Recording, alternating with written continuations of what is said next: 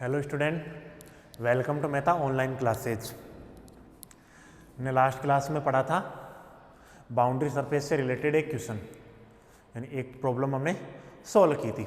आज उसी पे बेस्ड आपके पास नेक्स्ट प्रॉब्लम है, तो उसकी बात करते हैं। देखो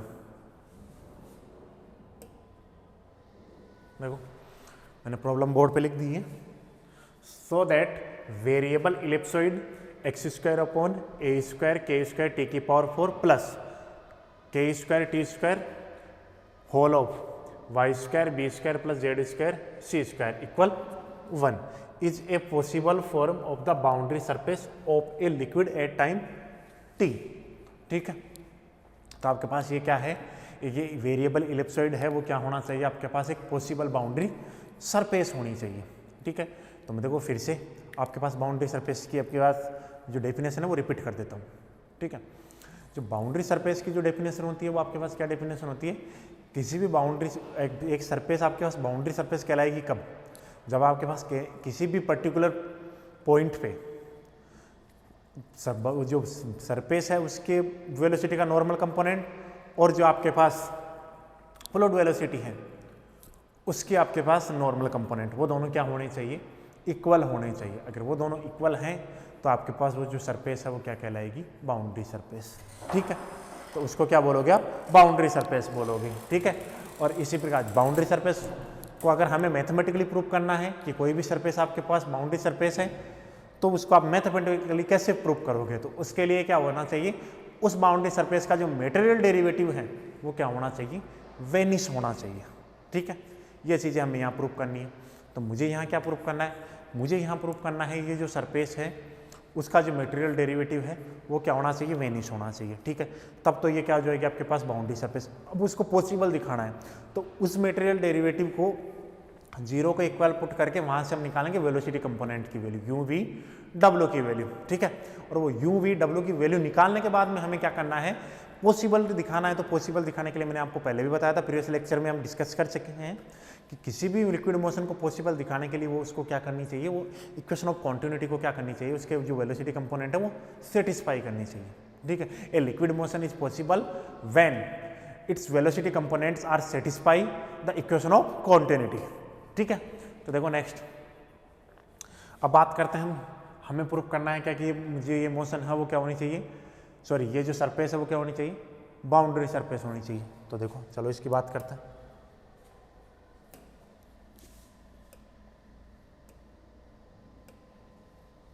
देखो solution,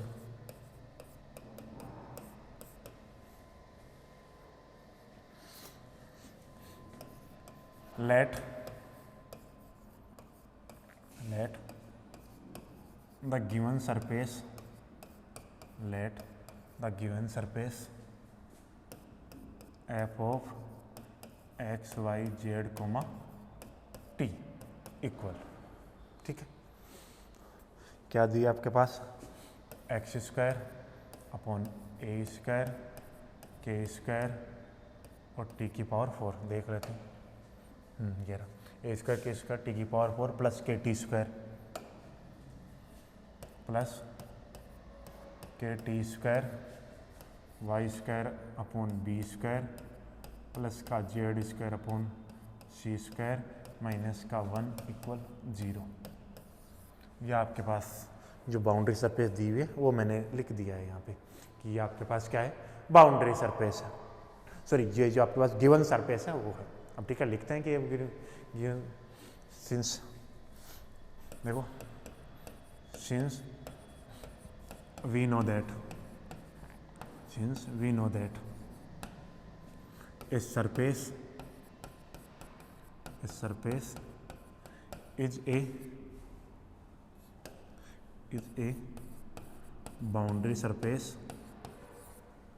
a boundary surface if it is satisfy the material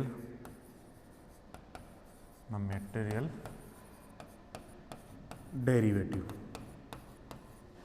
if it is satisfy the material derivative, that mean D F upon D T, और एफ क्या आपके पास एक्स वाई जेड और टी, ये क्या होना चाहिए आपके पास 0 होना चाहिए। ये 0 होने का मतलब del f upon del t plus का u, del f upon del x plus का v, del f upon del y plus का डब्लू, del f upon del z equal 0। ये आपके पास इक्वेशन नंबर 2। यानी आपके पास क्या है, ये अगर बाउंड्री सरफेस है तो ये इस कंडीशन को क्या करेगी, सेटिस्फाई करेगी। ठीक है, तो मुझे क्या करना है, यहाँ से del f upon del t की वैल्यू इक्वेशन 1 से निकालनी है, del f upon del x की वैल्यू इक्वेशन 1 से निकालनी है, del f upon del y की वैल्यू इक्वेशन 1 से निकालनी है, और del f upon del z की वैल्यू इक्वेशन 1 से निकालनी है, और वो इसमें पुट करनी है। ठीक है, और उसको क्या करना है, 0 के इक्वल पुट करना है। ठीक है, तो देखो नेक्स्ट स्लाइड पे चलते हैं। Now equation 1 partially differentiate with respect to t. T के रेस्पेक्ट में पार्शियली डिफरेंशिएट करेंगे तो देखो LHS वाला पार्ट तो हो जाएगा डेल, सॉरी मैं थोड़ा सा इसको इधर लिख देता हूँ, del f upon del t equal, देखो इक्वेशन देख लेते हैं एक बार। इक्वेशन क्या दी हुई है, x square upon a square k square t की पावर 4 प्लस का के टी स्क्वायर दिस। ठीक है, तो पहले देखो यहाँ से क्या x square upon a square k square तो कांस्टेंट है, किसका करोगे, टी की पावर 4 का, तो मैं इसको लिख देता हूँ del upon del t t की पावर -4। ठीक है, प्लस नेक्स्ट में आपके पास है के टी स्क्वायर, तो देखो के और बाकी का y square upon b square plus का z square upon c square, और टी का करोगे तो 2t और 1 का किया तो 0। ठीक है, तो यहाँ से देखो del f upon del t equal x square upon a square k square.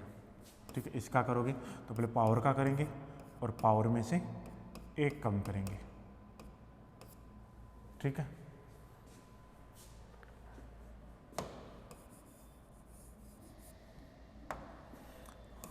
Power में से 1 कम प्लस यहाँ से 2k टी हो गया, y square upon b square हो गया प्लस का z square upon c square हो गया। इसको और थोड़ा सोल्व कर लेते हैं तो ये हो जाएगा del f upon del t equal minus का 4 x square upon a square k square t की power 5 plus 2k t y square upon b square plus का z square upon c square. इसको देता हूँ मैं क्वेश्चन नंबर 3। ठीक है, हमने निकाल ली del f upon del t की वैल्यू। ठीक है, या पास अपने पास वैल्यू आ गई del f upon del t की वैल्यू। ठीक है, अब बात करते हैं del f upon del x की। Now sorry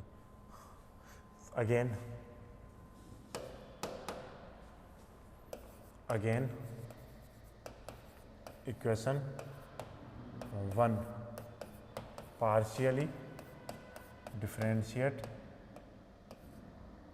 with respect to x y z, x y z x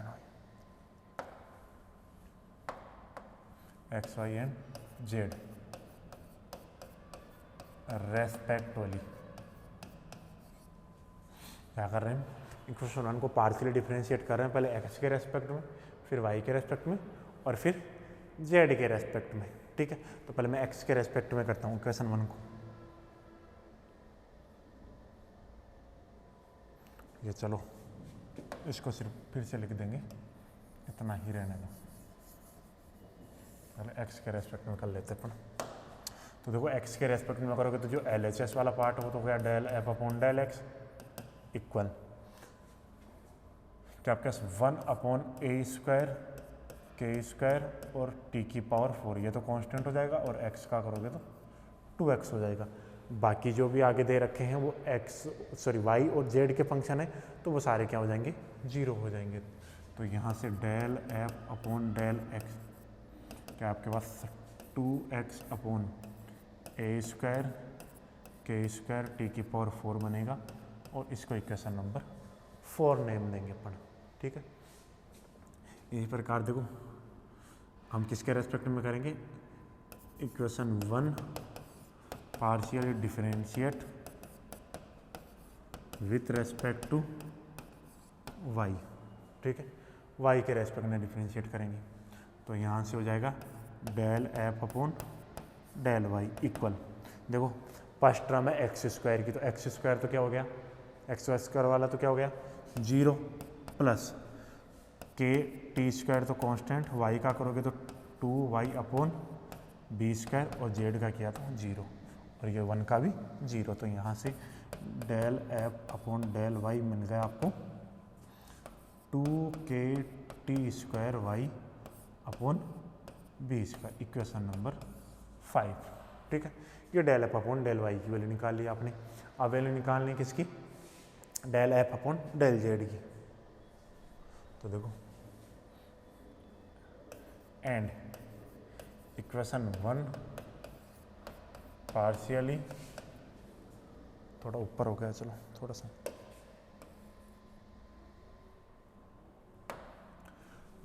and equation 1 partially differentiate with respect to z,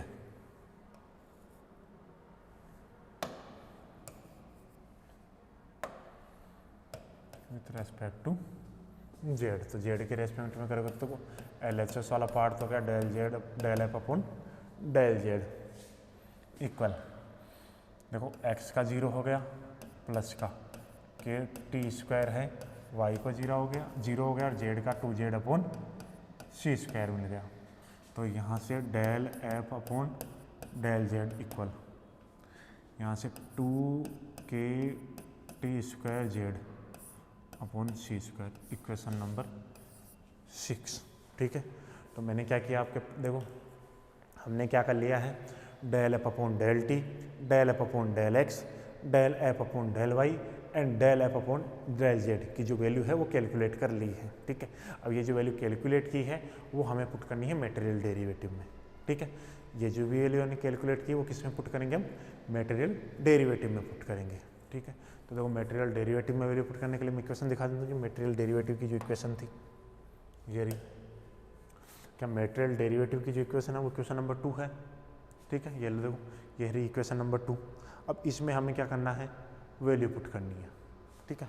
तो इसमें वैल्यू पुट करते हैं, तो देखो इसमें वैल्यू पुट करेंगे तो इक्वेशन नंबर 3 से del f upon del t की वैल्यू, इक्वेशन नंबर 4 से del f upon del x की वैल्यू, और इक्वेशन 5 से del f upon del y की वैल्यू, और इक्वेशन 6 से del f upon del z की वैल्यू, ठीक है। तो देखो नेक्स्ट स्लाइड पे चलते हैं, या पीछे ले लेते हैं। Now putting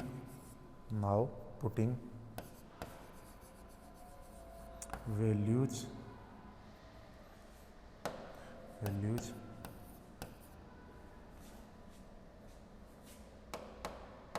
now putting values of del f upon del t comma del f upon del x comma del f upon del y comma del f upon del z in equation 2 from equations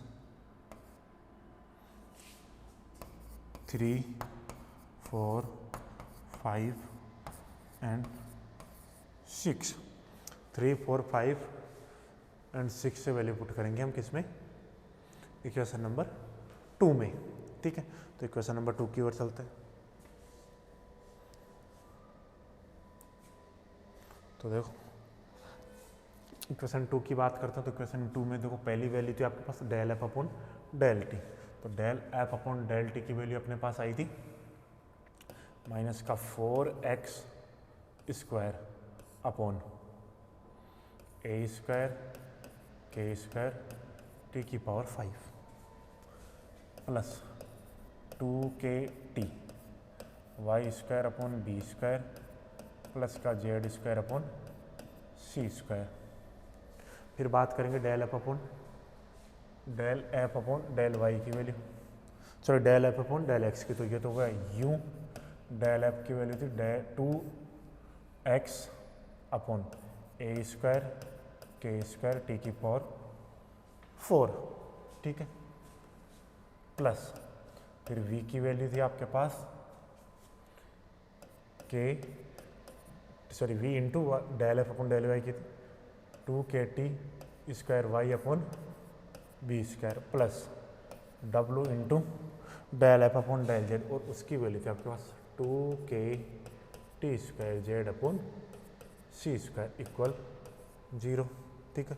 तो इसको अलग अलग multiply करते हैं, देखो यहाँ से minus का 4x square upon a square k square t की पावर 5, ठीक है, plus 2kt y square upon b square plus का 2kt z square upon c square plus का 2ux upon a square k square t की power 4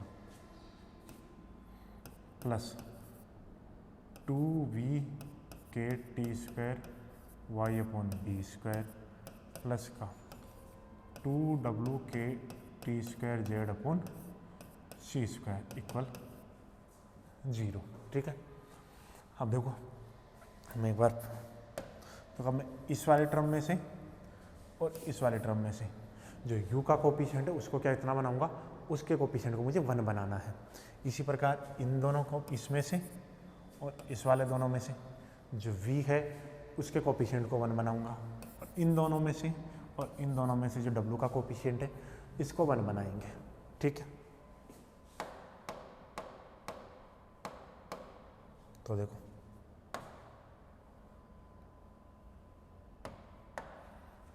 तो इन दोनों term में से क्या, इन दोनों टर्म में से मैं 2x upon a square k square t की पावर 4 कॉमन ले लेता हूँ इस वाले टर्म में से और इस वाले टर्म में से। तो देखो इसमें ऊपर से 2 तो कॉमन आ गया, पहले वहाँ देख लेते हैं वहाँ क्या बचा, यहाँ सिर्फ u बच गया, ठीक है। यहाँ क्या बचेगा, माइनस का 2x अपॉन ए स्क्वायर किस टी बच जाएगा, यही बचेगा। देखो ऊपर तो कितना बचेगा, 2 कॉमन आ गया, तो माइनस के 4 में से 2 बाहर लेंगे तो माइनस का 2 बच जाएगा। एक्स स्क्वायर है, एक्स स्क्वायर में से एक एक्स बाहर लेंगे तो एक्स बच गया, नीचे कॉमन ले रहे हैं ए स्क्वायर के स्क्वायर और टी की पावर 4, तो क्या बन जाएगा, टी बच जाएगा सिर्फ, ठीक है। इसी प्रकार इन दोनों में कॉमन लेता हूँ, तो इन दोनों में मैं कॉमन ले रहा हूँ k t square y upon b square 2kt square, तो यहाँ तो कितना बच गया v, ठीक है, प्लस देखो यहाँ तो बच जाएगा आपके पास v 2kt square y upon b square common लेंगे तो यहाँ तो सिर्फ v बचेगा, और यहाँ कितना बच जाएगा आपके पास y अपॉन टी, क्योंकि देखो 2 भी बाहर आ गया, k भी बाहर आ गया, एक तो क्या बच गया आपके पास टी स्क्वायर कॉमन ले रहे तो एक टी तो बाहर आ गया, एक टी का भाग लग जाएगा, एक टी से डिवाइड कर देंगे, ठीक है। प्लस थर्ड वाले में भी कॉमन लेते हैं 2kt square z upon c square, तो यहाँ से देखो क्या कॉमन आएगा, यहाँ तो w बन गया प्लस, और यहाँ क्या बच जाएगा, देखो 2k भी बाहर आ गया, यहाँ से देखो 2k भी बाहर आ गया, z बाहर आ गया, जेड स्क्वायर, तो एक तो जेड बच गया, ठीक है। टी बाहर आ गया, एक टी और कॉमन लिया तो वो क्या नीचे किससे डिवाइड हो जाएगा, नीचे डिवाइड हो जाएगा इक्वल 0, ठीक है।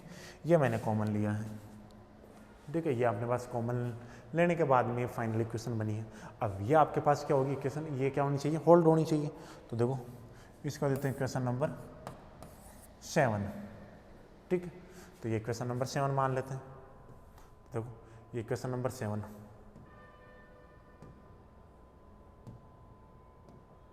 तो इक्वेशन 7 ये क्या होनी चाहिए, 0 के इक्वल है, तो ये भी इधर वाला जो LHS वाला पार्ट है वो भी क्या होना चाहिए, जीरो होना चाहिए। तो जीरो होने के लिए क्या ये भी, ये पूरा जीरो, ये पूरा जीरो, ये पूरा जीरो, क्या यानी ये, तभी तो ये जीरो होगा इनका तीनों का सम। तो देखो equation 7 hold if u sorry यहाँ लिख देता हूँ मैं u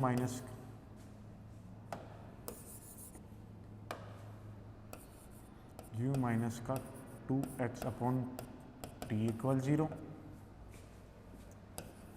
v plus y upon t equal 0 और w plus z upon t equal 0। ठीक है, तो u इक्वल हो जाएगा आपके पास 2x अपॉन टी, यहाँ से v इक्वल हो जाएगा माइनस का y अपॉन टी और w इक्वल हो जाएगा आपके पास माइनस का z अपॉन टी। तो आपके पास इक्वेशन 7 होल्ड होगी जब u की वैल्यू 2x अपॉन टी होगी, v की वैल्यू होगी माइनस का y अपॉन टी और w की वैल्यू होगी माइनस का z अपॉन टी। अब देखो हमने ये निकाले, बाउंड्री सरफेस तक पहुंच गए अपन। अब हमें क्या प्रूव करना है कि ये जो बाउंड्री सरफेस है वो क्या होनी चाहिए, पॉसिबल बाउंड्री सरफेस होनी चाहिए। तो पॉसिबिलिटी के लिए हमें क्या प्रूव करना है, इक्वेशन ऑफ कॉन्टिन्यूटी को। ठीक है, तो देखो इसके लिए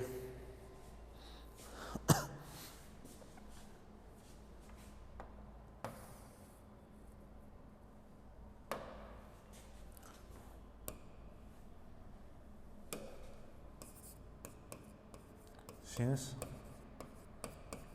we know that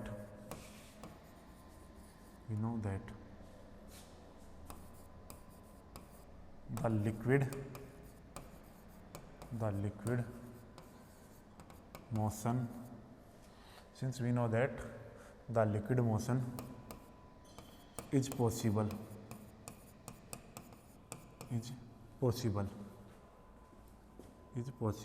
if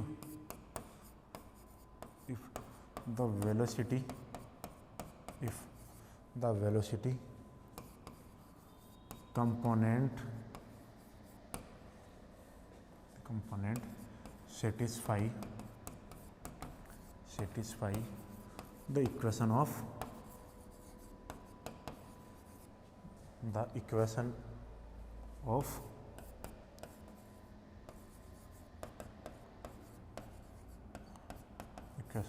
continuity, that mean del u upon del x plus का del v upon del y plus का del w upon del z equal 0। ठीक है, कि del u upon del x plus का del u upon del y plus का del w upon del z equal 0, यानी जो equation of continuity है वो क्या, सॉरी जो वेलोसिटी कंपोनेंट है वो किसको सेटिस्फाई करनी चाहिए, इक्वेशन ऑफ कॉन्टिन्यूटी को सेटिस्फाई करनी चाहिए। तो u v w की वैल्यू पुट करते हैं हम इसमें। ठीक है,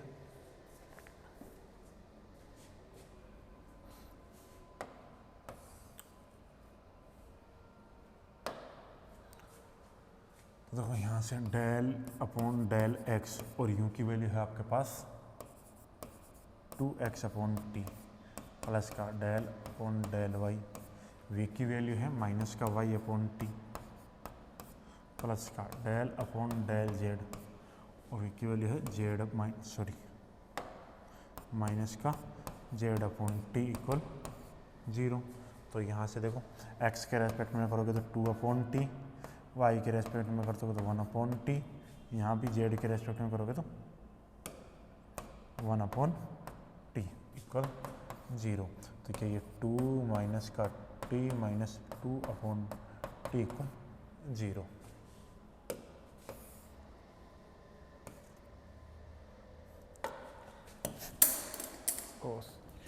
सॉरी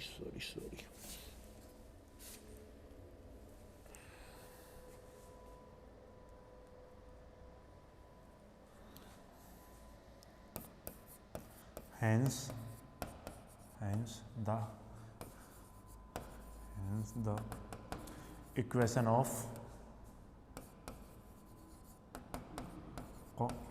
continuity is satisfied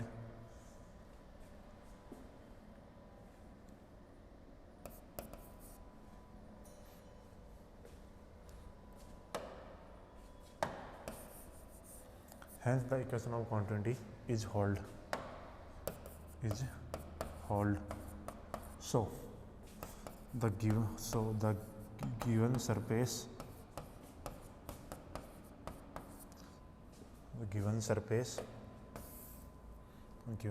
क्या है, f of x y z comma t equal x square upon a square k square t की power 4 plus k t square y upon b square plus का z square upon c square minus का 1 equal 0 is a possible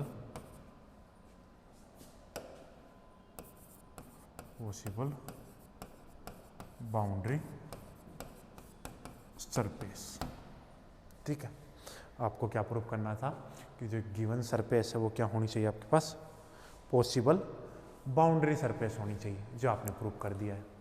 आपने क्या proof किया है इसमें कि जो वेलोसिटी कंपोनेंट है वो किस किस को सेटिस्फाई कर रहे हैं, वो आपके पास सेटिस्फाई कर रहे हैं। एक तो बाउंड्री सरफेस के लिए जो मटेरियल डेरिवेटिव था उसको, ठीक है, और एक किसको सेटिस्फाई, इक्वेशन ऑफ कॉन्टिन्यूटी को।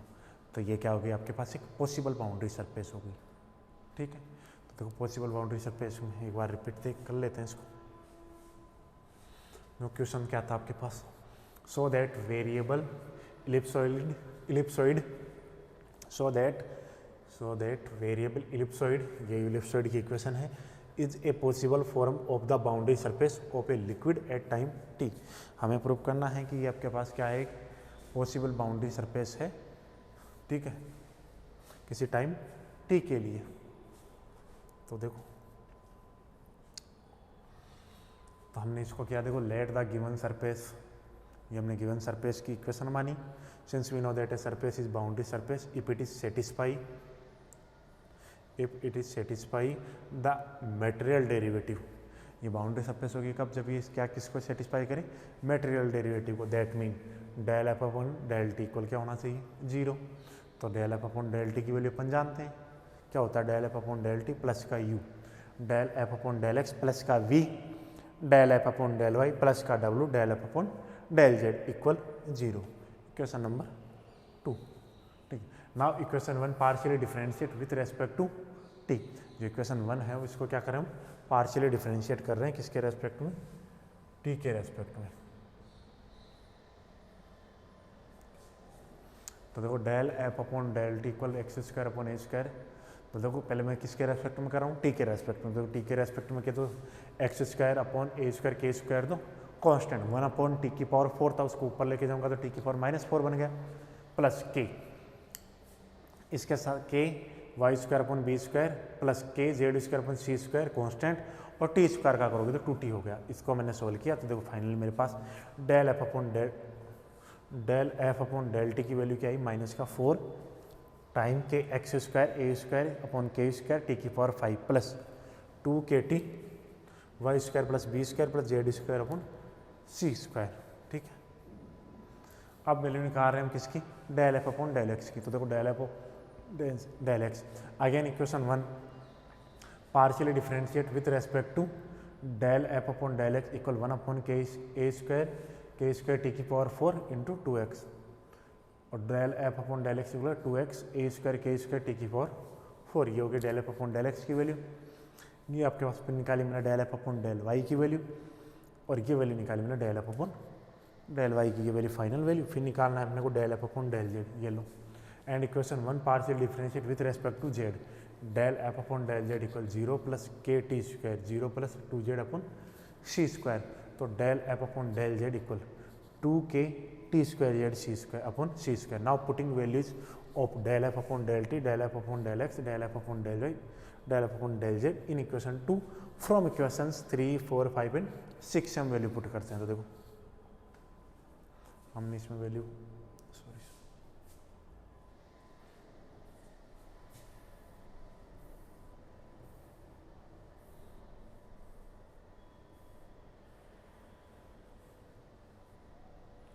ये देखो, ये हमने क्या की वैल्यू पुट की, वो रही आपके पास del f upon del t की वैल्यू, ये del f upon del x की वैल्यू, ये del f upon del y की वैल्यू, ये del f upon del z की वैल्यू। ठीक है, अब इनको अलग अलग मल्टीप्लाई कर देते हैं, तो 2kt वाई स्क्वायर के साथ, 2kt जेड स्क्वायर के साथ, ठीक है, प्लस 2ux प्लस का 2v, ये मैंने अलग अलग सेपरेट कर दिया। ठीक है, अलग अलग सेपरेट करने के बाद में देखो मैं क्या कर रहा हूँ, जो u है वेलोसिटी कंपोनेंट, सॉरी,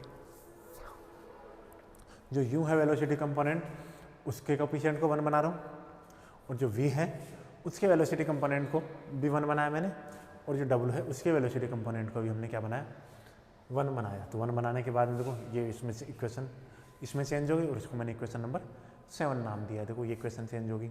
अब उसके बाद में क्या करें, इक्वेशन 7 होल्ड इफ, ये इक्वेशन 7 सेटिस्फाई होगी कब, जब ये 0 हो, ये 0 हो, ये 0, क्योंकि ये तो 0 होगा नहीं, ये जो इसके मल्टीपल में देखा तो इनको 0 होना पड़ेगा। तो equation 7 hold if u minus का 2x upon t equal 0, v plus y upon t equal 0, w plus z upon t equal 0। तो u इक्वल हो गया 2x upon T, v equal हो गया माइनस का y upon t, w equal हो गया minus का जेड अपॉन टी। ठीक है, देखो ये u v w की वैल्यू आ गई। अब हमें क्या प्रूव करना है कि लिक्विड मोशन क्या होनी चाहिए, पॉसिबल होनी चाहिए। तो पॉसिबल होने के लिए क्या करना चाहिए, since we know that the liquid motion is possible the velocity component satisfy the equation of continuity.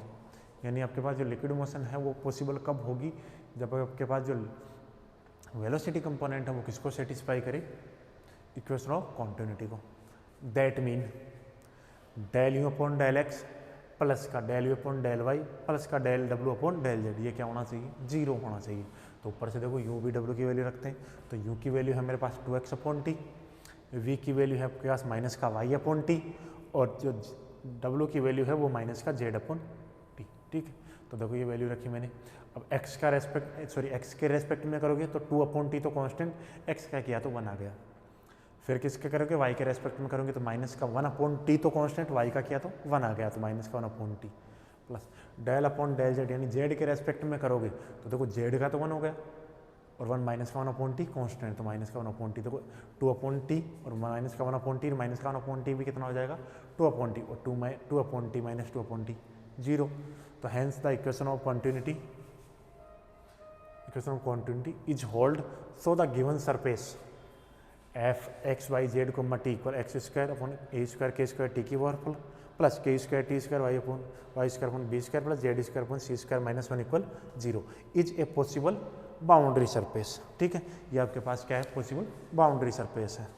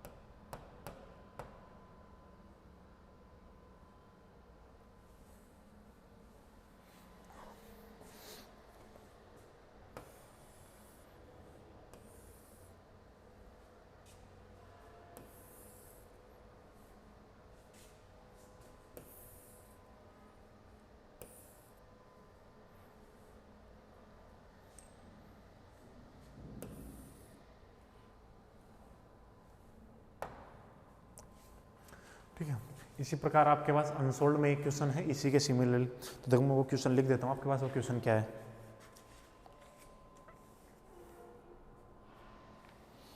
Same इसी की कॉपी है। तो देखो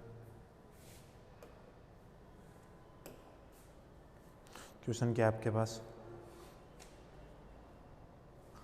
वो दिया हुआ आपके पास x square upon a square k square t की पावर 2n प्लस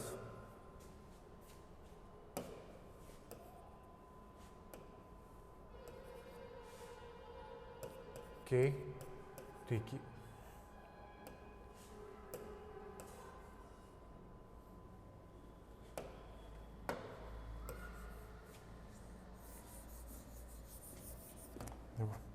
जब के पास सरफेस दी हुई है f of x y z comma t, वो आपके पास क्या दी हुई है x square upon a square k square t की power 2n plus k t की power n y square upon b square z square upon c square -1 equal 0।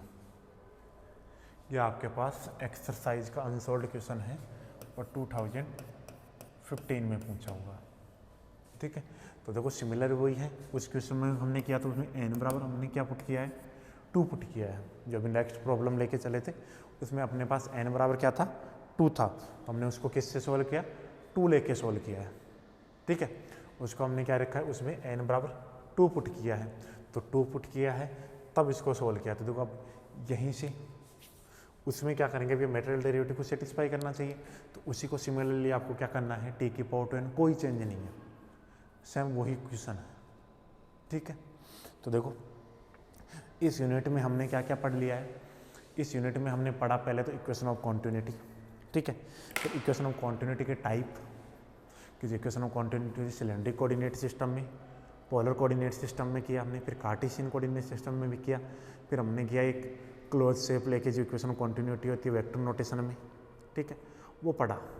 उसके बाद में हमने बात की स्ट्रीम लाइन की, पाथ लाइन की, वेलोसिटी पोटेंशियल की, फिर बात की हमने surface orthogonal to stream line, फिर हमने बात की इरोटेशनल मोशन की, इरोटेशनल मोशन क्या होता है, इरोटेशनल मोशन क्या होती है और इरोटेशनल मोशन के लिए कंडीशन क्या होती है। ठीक है, फिर उन पे बेस्ड हमने किए कुछ अनसॉल्व्ड प्रॉब्लम। ठीक है, कुछ सॉल्व की, कुछ अनसॉल्व्ड प्रॉब्लम की, वो हमने डिस्कस की। उसके बाद में हमने लास्ट टॉपिक पढ़ा अपने बाउंड्री सरफेस। ये जो बाउंड्री सरफेस वाला टॉपिक होता है वो होता है यूनिट का और वाला पार्ट, यानी कि और वाले पार्ट में पूछा जाता है। और अब उसके बाद में हमने की बाउंड्री सरफेस की, बाउंड्री सरफेस होती क्या है, बाउंड्री सरफेस से रिलेटेड प्रॉब्लम कि जो बाउंड्री सरफेस है उससे रिलेटेड प्रॉब्लम वो हमने डिस्कस किए। ठीक है, अब हमारे पास 2 चीज़ें और बच रही है इस यूनिट में। एक है आपके पास equation of continuity by Euler's approach, और एक आपके पास एक बची हुई है लाग्रांज अप्रोच और यूलर्स अप्रोच। तो ये होते क्या है, लाग्रांज मेथड क्या होता है और यूलर्स अप्रोच क्या होती है, तो हम बात करेंगे। आपके सिलेबस में दिया यूलर्स अप्रोच, तो हम नेक्स्ट लेक्चर में जब भी हम मिलेंगे तब उसमें हम डिस्कस करेंगे equation of continuity by Euler's approach. अब देखो यूलर्स अप्रोच के अकॉर्डिंग क्या था, यूलर्स ने क्या माना था, तो यूलर्स था उसने माना कि जो आपके पास किसी भी पार्टिकल की पोजीशन होती है वो डिस्क्राइब की जा सकती है उसके कोऑर्डिनेट और टाइम। ठीक है, यानी जो भी आपके पास पार्टिकल होता है उसकी जो मोशन है वो जो भी पोजीशन है वो क्या होती है, वो फंक्शन होती है स्पेस कोऑर्डिनेट और टाइम टी का, ऐसा। तो ठीक है, नेक्स्ट क्लास में अपन बात करेंगे किसकी, यूलर्स अप्रोच की।